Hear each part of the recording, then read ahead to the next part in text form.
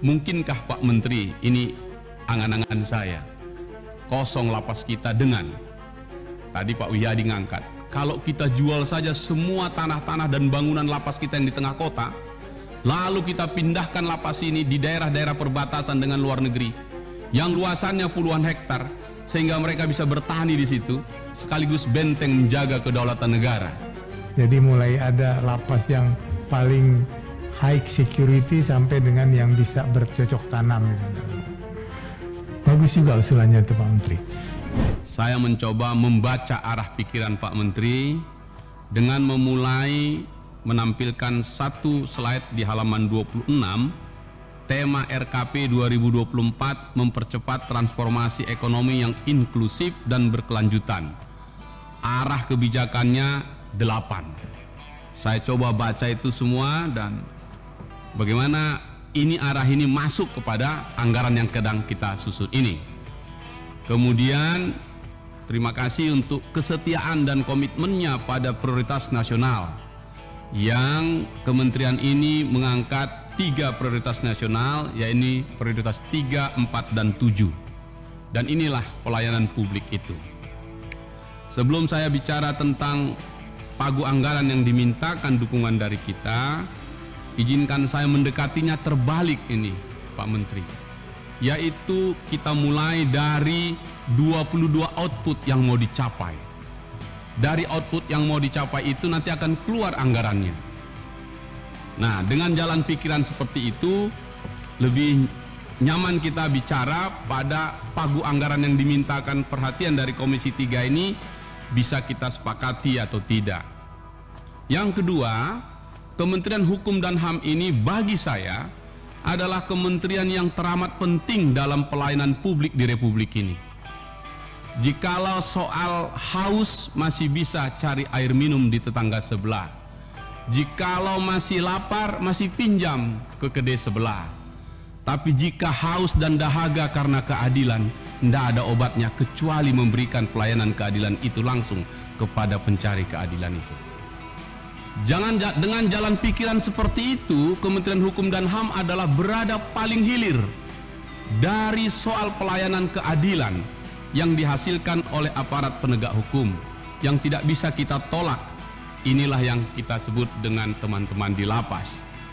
Nah, begitu juga teman-teman imigrasi yang mengurus paspor bagi orang untuk mencari kesempatan memperbaiki hidupnya. Dengan jalan pikiran seperti itu, saya mencoba membaca dengan pas apa yang disampaikan oleh Pak Menteri dengan para pengampu-pengampu di wilayah Kementerian Hukum dan HAM ini, yakni PN3, PN4, dan PN7 ini. Bagi saya ini menarik sekali. Dan yang paling menarik adalah yang bagian kedua dan ketiga. Kalau yang pertama meningkatkan SDM berkualitas dan berdaya saing terus dijalankan sampai mendapatkan penghargaan. Revolusi mental dan pembangunan kebudayaan ini menjadi PR kita terus-menerus. Tapi yang terakhir, yang PN7 adalah memperkuat stabilitas Polhukam, Polhukhankam, dan transformasi pelayanan publik. Nah, saya mengambil di pelayanan publiknya dengan pengampu-pengampunya itu. Dari sini Pak Menteri, saya ingin ambil yang paling kecil dan tak pernah kita bicarakan tuntas di Raker Komisi 3 ini, yaitu Ditjen HAM. Bahkan mungkin juga Pak Dirjennya tidak ada di sini. Oke, di Belanda. Kebetulan saja mungkin. Tapi saya pingin yang itu dulu, HAM ini tadi. Karena meskipun dia Kementerian Hukum dan HAM, HAM-nya di belakang, menurut saya dia paling depan dan anggarannya juga memang paling sedikit. Apa poin kita? Poin kita adalah ternyata produk Ditjen HAM yang output 22 ini itu semuanya rekomendasi kebijakan dan dokumen. Rekomendasi. Pertanyaannya kan rekomendasi kepada siapa? Pasti kepada pemerintah dan presiden.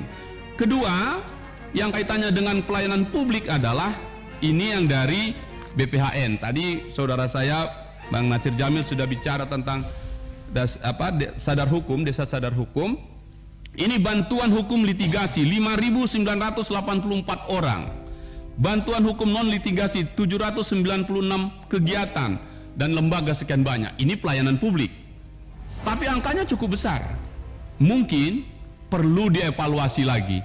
Siapa dan kegiatan bantuan hukum litigasi yang apakah yang rata-rata aja selama ini saja atau yang lain? Karena di lapangan banyak sekali masyarakat yang membutuhkan bantuan keadilan untuk rakyat miskin itu. Karena tadi pelayanan publiknya kepada orang miskin, saya berharap itu. Nah, kemudian Ditjenpas ini outputnya 3 yang menurut saya cukup baik untuk piloting implementasi alternatif pemidana dan restoratif justice bagi pelaku dewasa. Yang kedua masih Pokmas keadilan restoratif. Restoratif justice menjadi sangat populer sekarang setelah KUHP baru kita, dan saya menyambut baik ini. Pertanyaannya saya adalah, apakah restoratif justice untuk warga binaan ini? Dan jika iya, saya dukung 100%. Tapi bagaimana caranya? Ini Pak Wamen ini paham, yakin betul, dan saya baca seluruh tulisannya dan juga podcastnya soal restoratif justice, mencerahkan sekali. Saya ingin kejar ini, keadilan restoratif ini, supaya Pak Menteri, cita-cita kita kosong itu lapas itu, terutama yang kecil-kecil atau yang keadilan hukuman yang kecil-kecil itu. Sekali lagi, tugas negara melayani bukan hanya orang yang bebas di luar lapas, tapi juga yang ada di dalam lapas itu.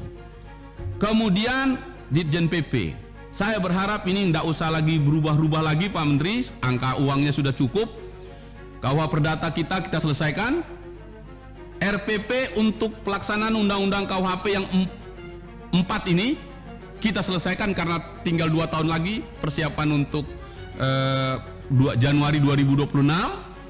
Kepolisian, kejaksaan, dan aparat penegak hukum lagi harus mempersiapkan diri, maka PP ini menjadi penting sebagai karya besar kita melengkapi KUHP Merah Putih, menggantikan KUHP yang lama itu.